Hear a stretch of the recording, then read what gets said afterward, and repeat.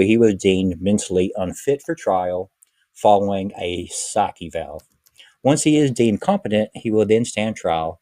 Competent or not, he is destined for the death penalty. Welcome to Waywut, your weekly verbal double take. This is a rabbit hole podcast where a couple of old guys do moderate to shallow dives into various topics, ranging from true crime, paranormal, sports, pop culture, or anything else that we find interesting. We drop episodes every Tuesday, and then on Fridays if we feel like it. You can follow us on Facebook, X, TikTok, and Instagram. We appreciate you joining us. And now that we got all this self-promotion stuff out of the way, here we go. Yes, it's that time again for your weekly verbal double take. My name is Jason, and today I have been driving for 10 straight hours, navigating us to another topic that made me say, wait, what? Why are you lying? Joining me squawking from the back seat, asking to stop to use the restroom, requesting snacks, and asking, are we there yet? It's Darrell. Oh, no. No, I know. This is absolutely the other way around. I resent this. I have to pee a lot. The highest degree. I drove you to and from New Orleans. That is a 7.5 hour drive each way. Yep. And it we was stopped always a combined total of 27 times. I know we did. Actually, I need to pee again. Yeah. I And can't you help also it. want snacks and get hungry. So yeah, all this shit is you. You, whenever we travel, are the kid in it. You know, I'm hungry. I need to pee, Darrell. I'm hungry. I'm thirsty, Darrell. Darrell, can we stop doing this fun thing? Because I'm hungry and I'm thirsty. Darrell, what are we going to do? I'm bored. No. That's not how I am at all. I do have to pee a Blind lot. motherfucker. Continue! Fire! Well, in case you haven't noticed, this is a little bit about road trips, as road trips are pretty great. Well, I You'd load up question the- your honesty on all of it now. Everything you're going to say from now on. Well, we did it wrong because we didn't load up the car with an ice chest or your favorite car snacks in a direction. There are and no an empty plans. bottle for you to piss in every fucking 10 minutes. Hold that one. Hurry, I'm pitching it. Oh, that would not be easy to do. I don't know how you would ever try to pee in a moving car, or why you Well, would even try. we'll get you a bottle with a really, really small opening. Oh, I need like a 2 liter with a big 3 liter Coke one. Yeah, but then something. your little dinky would just be flopping all over the place. You need As long something as to hold it inside firm. of it, that's the point, for it to be inside of it, so it don't pee everywhere.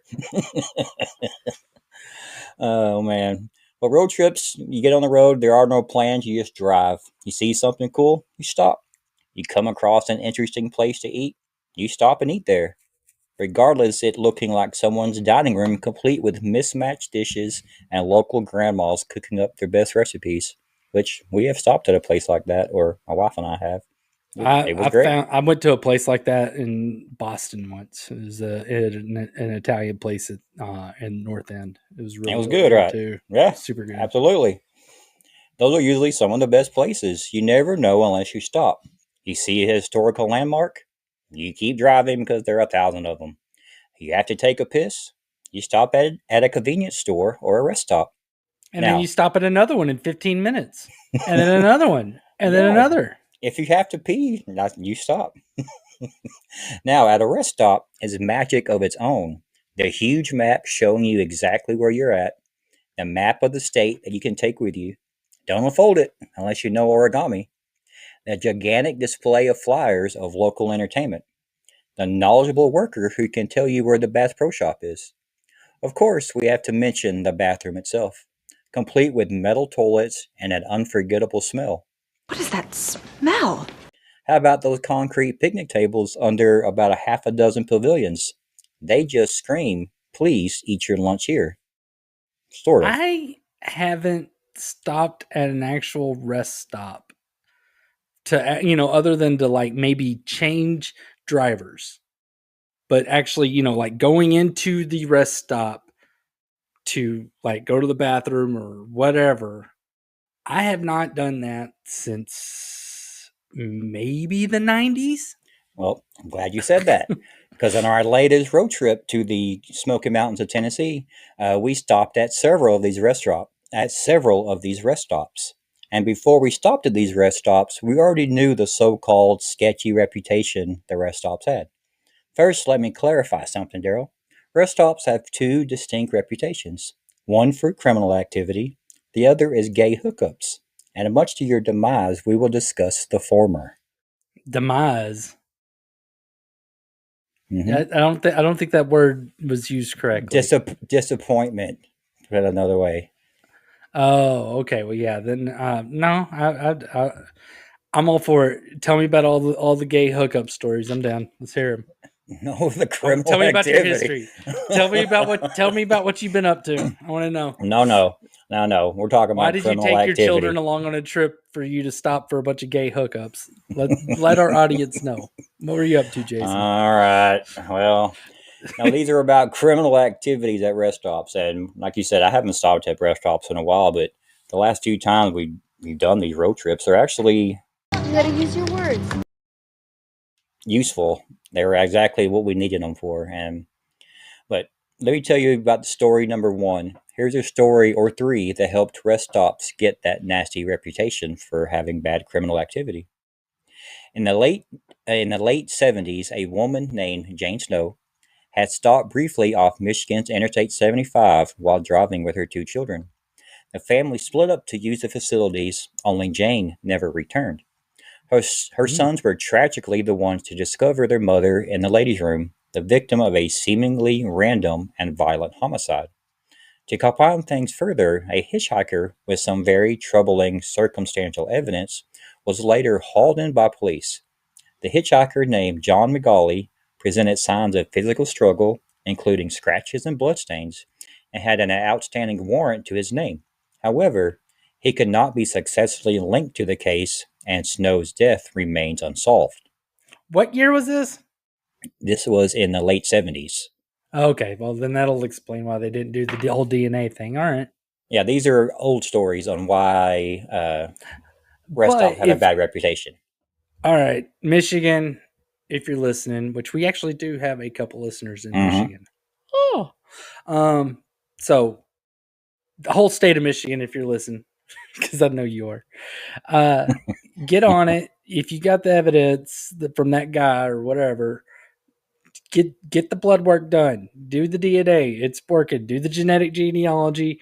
And if this guy's still alive, then throw him in the clink. And if he's not, then make sure that his children and family and everybody knows that he was a murdering psychopath.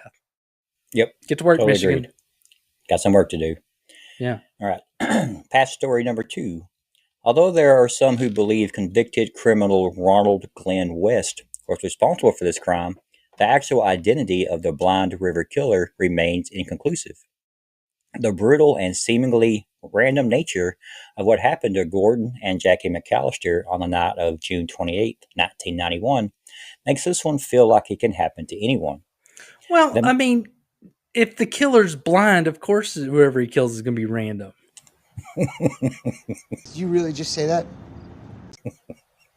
I mean, Touche. I mean, this river killer obviously has side issues, so he's just going to kill whoever's there. Just dapping around. Yeah! Who's there? You remind me of my mother.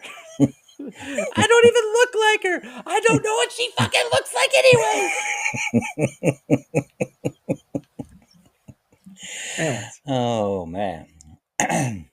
Anyway, back to the murders. Oh, yeah, back to the sad story. Oh, okay. The McAllisters were assaulted, robbed, and attacked by an overnight assailant while their motorhome was parked for the night. Just minutes before 1 a.m, the pair were in a deep sleep when they were awakened by a man claiming to be a police officer. He was pounding on their window violently while screaming like the couple needed to move their vehicle. When Jackie opened the door to see what the commotion was all about, the stranger made his way into the motorhome with two guns, telling the pair that he wanted all their money and jewelry. Of course, Jackie immediately began digging around her purse to find anything of value, but the impatient assailant fired anyway before she could give him anything. The culprit aimed at Gordon as well, but he was able to escape and hide under the RV undetected. It was then that 29-year-old Brian Major pulled up to the rest stop in his car, completely unaware of what was happening just a few feet away. The assailant took his life, too, before taking off. This case has been profiled on Unsolved Mysteries, but to this day, the true identity of the Blind River Killer is unclear. How do they know he's blind? I think that's the name of the river. Oh. That's a stupid name for a river. Yeah, that sucks. I whenever it comes to like RVs, campers, and all that, I've always been of the mind that, like, whenever I used to go hunting, it was out in the kind of the middle of nowhere. Mhm. We had a camp that was like in the middle of the woods, and we drove it there, and you either park your camper there and it just stays there, or they would drive an RV in there and they would just park it in there. But people that just like drive RVs across the country, it just, it's like, hey, I'm going to travel across the country of all places that I don't know, and the only thing between me and the world is some really, really, really, a really, really flimsy door. And really, really flimsy windows, and everything's super flimsy in those things. They are not the most difficult things to break into. So Very true. Especially back then. I mean, they may have changed now, but back then, you're right. Their doors are barely can lock, barely hold closed.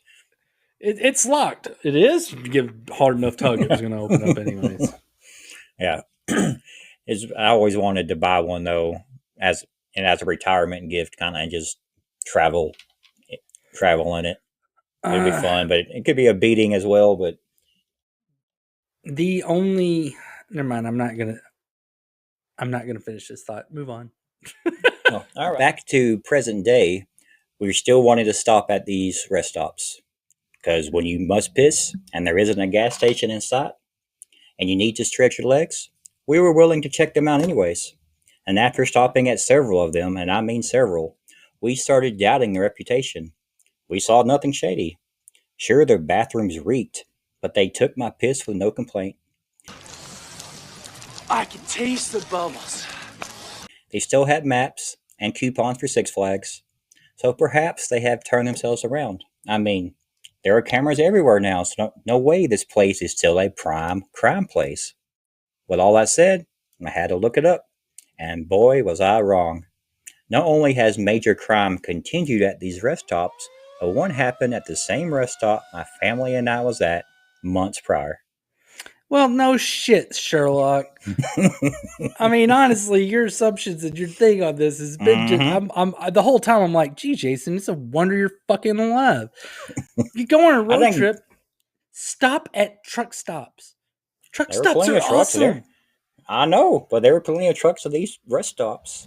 No. You don't go to truck stops for the trucks. You go to truck stops because they have food. They have pretty good bathrooms. Ew. They usually have like all sorts of extra shit you could buy. Yeah. The snacks are good. They're usually CB radios. Get you in and out. You get gas. Rest stops are just everything. I mean, it's essentially a porta potty made out of concrete and metal, surrounded by wilderness. Yeah. What is appealing about that? It was a place to pee. When you're traveling, I would rather piss on the side of the road.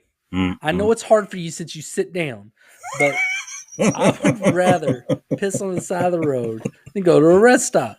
The fact that you're all like, and I was astonished to find out that crime not only still happens, but it's worse.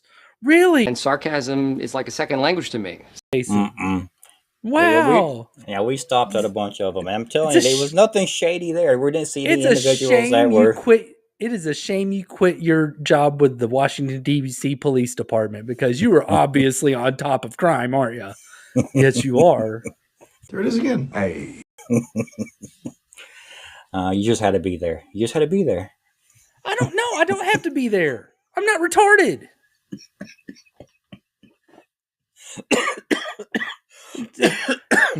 I mean, it's like, imagine driving into a trailer park in the middle of the fucking night. You know why I don't do that? Because it's full of fucking meth heads. And I could just see you being all like, well, I mean, I'm sure the reputation isn't warranted. No, it is. He is on fire. You're talking about the one I don't want to say well lit, one lit spot on highways in the middle of nowhere, and you're Right. shocked to find out that it's full of criminal activity. No. Why would they do criminal activity in the one lit spot in all the darkness? Boy, that is a good point. Because you can't do it in the middle of the fucking woods in the dark, you dumb fuck. The good criminals can. What are you going to do there? You're not going to have roads there. You're not going to have a highway. You don't have anything to get lost into. If you're just a criminal out in the middle of the woods, you end up getting found by two boys on train tracks and you end up having to kill those kids. See the ones in Arkansas, no justice in Arkansas. But, Good plug there. But whenever you are at a rest stop, there are other cars. Whenever you do crimes, you don't want to be where you stand out. You want a place where it's not too crowded, but crowded enough. And can be secluded if necessary, depending on when you go there. Yeah. You know how I say you don't have enough evil in your brain? Me? This is one of those points. This is one of those times where I'm like, you don't know how to think evil enough. I am evil. Oh boy. Well, go on. Tell me next, Jason. Come on. Let me tell you some of these recent stories of crime that has been committed at rest stops. Okay. The gentle places called rest stops. Just listen to the name of it. They're calming, gentle places. These gentle havens of safety, or that's what you would think, is that they're so safe if you're retarded. Okay. Who has stopped at a rest stop? Let's hear it on the bottom or in the comments, and if they were scared or not while they were there. Jason, let's hear it. People stop at rest stops all the time, but you kept doing it. You stop at rest stops if you have no other option. No other zero option. other Have you option. been through Alabama? Have you been through Louisiana? Well, yeah, you've been through Louisiana. There's nothing there. Well, there is if you could hold your piss for more than 10 minutes. I can't. It's physically impossible. Can it wait? Yes, it can. But I've heard that if you hold it, you can damage the prostate gland, making it very difficult to get an erection or even become aroused. Learn to pee standing up and pee on the side of the road like a man. Oh, man. One day, I wish I could. It's just God, Jason, you make my brain hurt. It's so much easier to sit down. You don't have to worry about aiming or anything. You just tuck it in and go. Jesus Christ. I was stunned to find out that in the abandoned building with spray paint on it, that there were people in there that smoked crack. Oh my God. Yeah. I thought it was going to be fun like Chuck E. Cheese. Hey, they had vending machines and everything. I mean, come on. What's not to like there? Jason, if something happened to you and I found out about it, I would be furious and I would hunt down the guy that did it. But at the same time, I would ridicule the ever-loving shit out of you. You'd be a victim that I blamed. I'd be like, yes, my best friend was retarded and he was in the wrong place at the wrong time by his own choice because he was stupid. But I still have to kill you because you killed my best friend. It's just how it works. Hey, when you gotta pee, man. Hold it. All right. I'll try. All right. Recent story number 1. On January 4th, 2025, around 1:45 in the morning, the body of Herman Portillo Batres, 59 of Richmond, Texas, was found at a rest stop on Interstate 40 near Ozark, Arkansas. The details are as follows. Darius Simmons, age 30, allegedly sideswiped Portillo Batres' truck, parked semi-truck. When Portillo Batres exited to take photos of the damage, Simons reportedly took his phone and attempted to flee. In the process, Simons allegedly struck and killed Portillo Batres with his truck. He then deleted the photos and discarded the phone on the highway. Simons was arrested on January 31st in Grand Rapids, Michigan by the U.S. Marshals.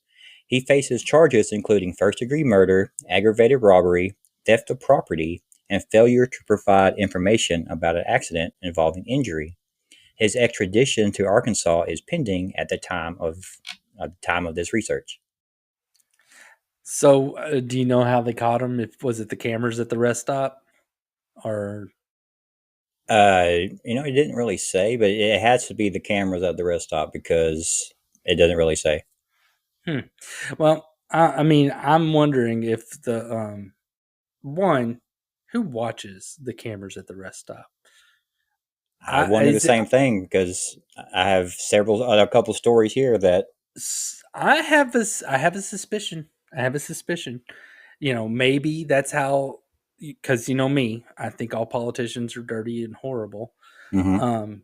Maybe part of them campaign donations is to get access, and it's almost like watching snuff films for them because rest stops have crimes happen in them all the time, like every person fucking knows. I know. Look at all these stories I'm about to tell you.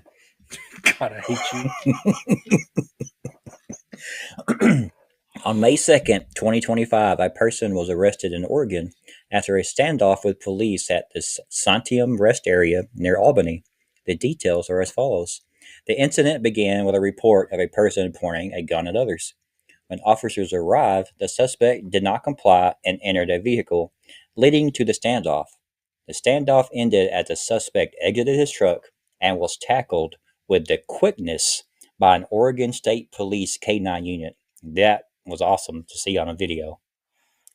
Oh my god, the dog. Stay away. Dog on bite.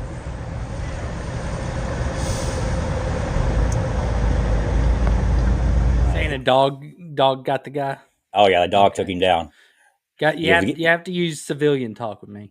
I'm sorry. Yeah, the dog took him down. He was standing there, he was getting held by his little leash, and police officer let him go, and the dog went right after him, bit him by the arm, took his ass down. It was great.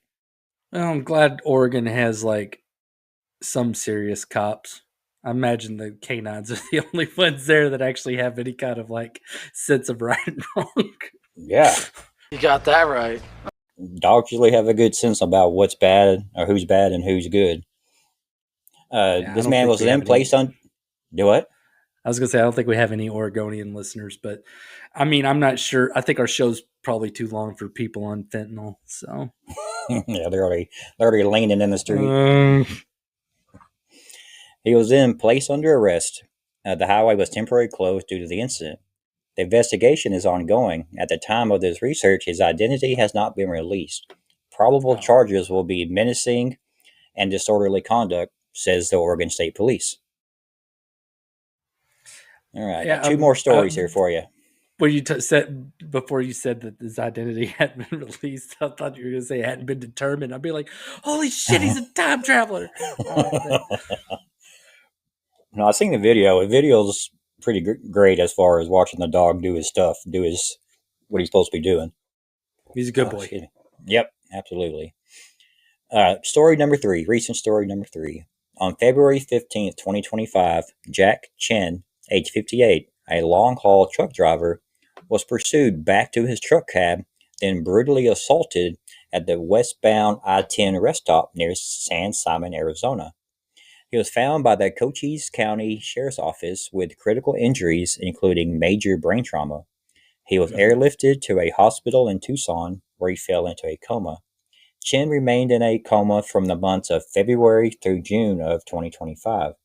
During this time, investigators identified Azizbek Akhodov, probably murder that name, but if he's the asshole we think he is, fuck his name. I don't care. Yeah, forget the shit.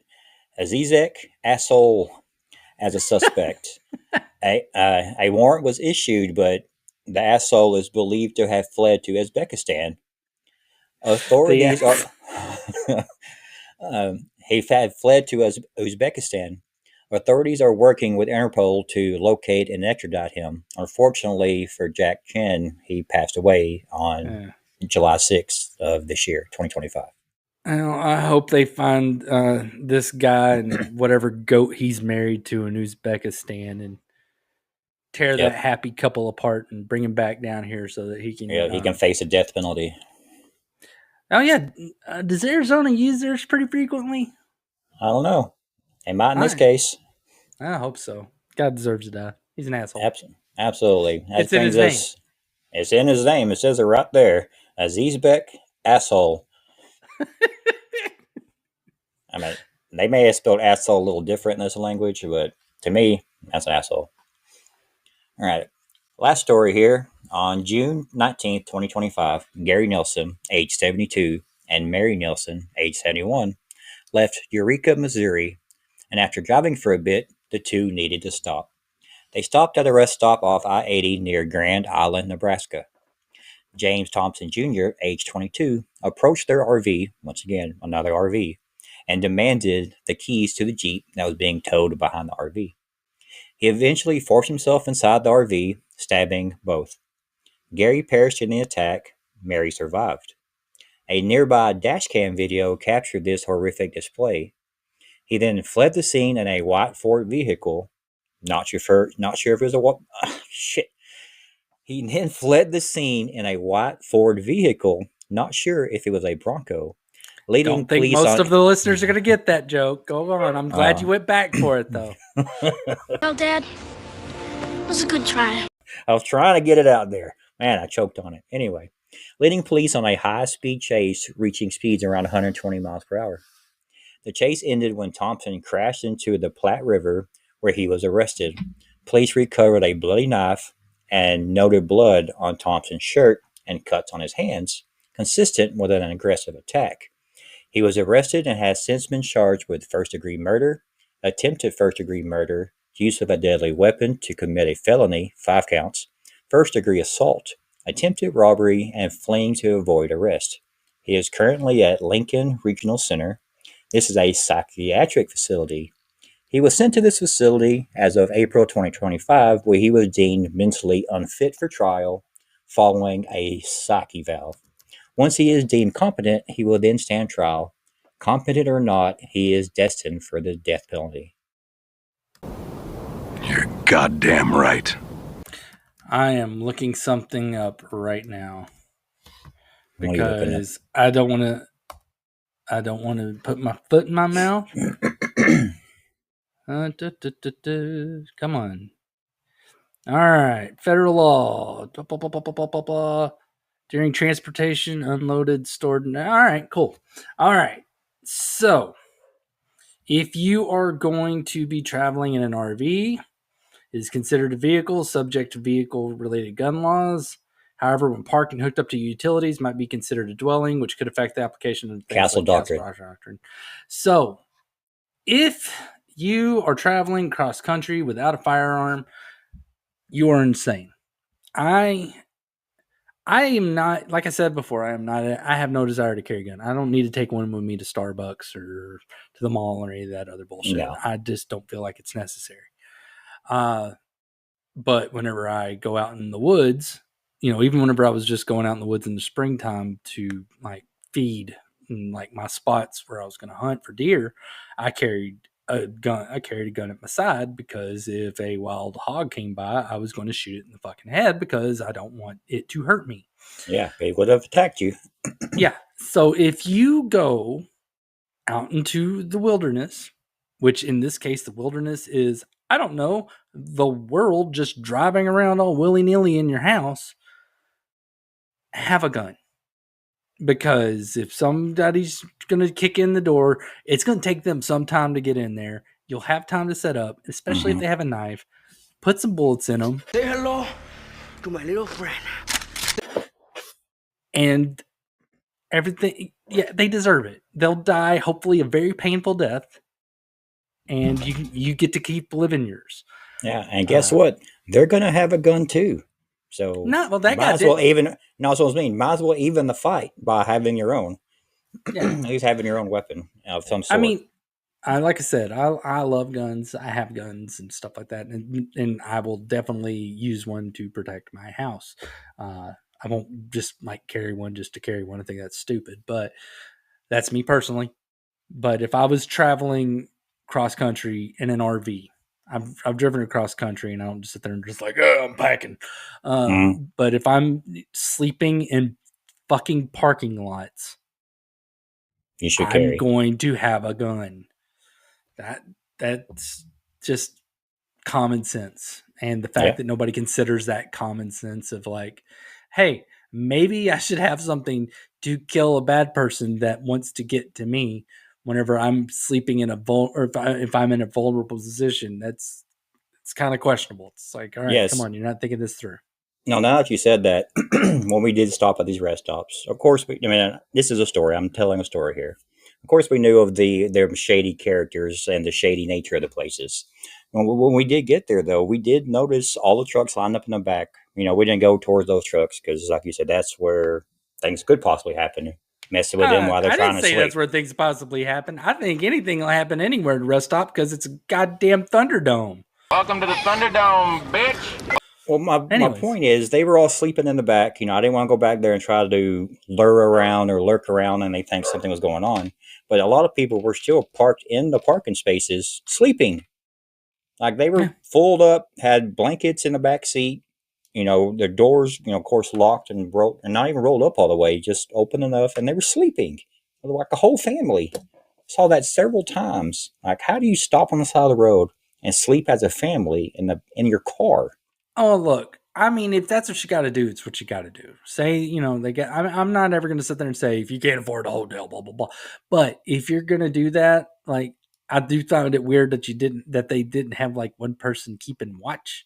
No, that's what I mean. That's what I mean about these rest stops. We know of their shady nature and their shady, how bad it is there, but people were still willing to go and sleep there. And like I said, nobody keeping watch. And it's just as dark and mysterious as it was when they went to sleep.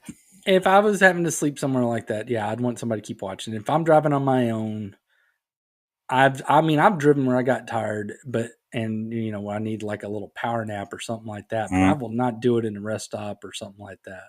There are, depending on the time of day, if I'm driving at night, then I'm just going to get a hotel. That's just it. Now, if I couldn't afford one, I would park it like a truck stop, a well-lit one or something like that. Because at least then you have stuff going on. There's still things happening around you, and there are people that can witness whatever happens to you. But True. Rest stops. That's just. There's nothing about that says secure. I don't care about what time of day, whatever. It is. I would. It's one of the last places I'd stop. Well, as Darrell said, rest stops are still a prime crime location. Please take this into consideration, as I know I will, when pulling into a rest stop, no matter how much that turtle head is poking out. And that will do it for this episode. Let us know. I have a feeling your next road trip, you're still going to be just stopping at rest stops just as often, just because you're such a fucking little girl about your bladder. Hey, man, I refuse to wear a diaper or pee in a bottle. Then you deserve your fate, sir. Yeah. Well, let us know in the comments if y'all like. Let us know if you have any shady encounters at a rest stop, or just tell us how much you like maps or taking coupons for Carlsbad Caverns. Or did you meet your husband at a rest stop? Yeah, who knows? Make sure to check back next week as Darrell will whip out another topic that made him say, "Wait, what?" I will totally do that. Yeah. All right. We'll catch y'all then. Later. Thank you for joining us for this episode of Waywut. This show's available on YouTube, Good Pods, Spotify, Apple Podcasts, and pretty much anywhere you listen to podcasts. We love to hear from you. Please comment on what you just listened to, pass along episode ideas, or just talk to us at Waywut Podcast in our Facebook group or on TikTok, Instagram, or X. Again, we really appreciate you joining us. Come back again to hear about some stuff that will make you say, "Wait, what?"